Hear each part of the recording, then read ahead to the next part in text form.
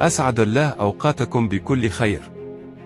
أجرى اليوم النادي الإفريقي آخر حصة تدريبية صباحية ركز فيها الإطار الفني على الجانب التكتيكي لتفادي أخطاء مباراة الكأس. انطلق منذ قليل الفريق إلى مدينة الحمامات للدخول فيتربص مغلق قبل التوجه إلى ملعب المباراة.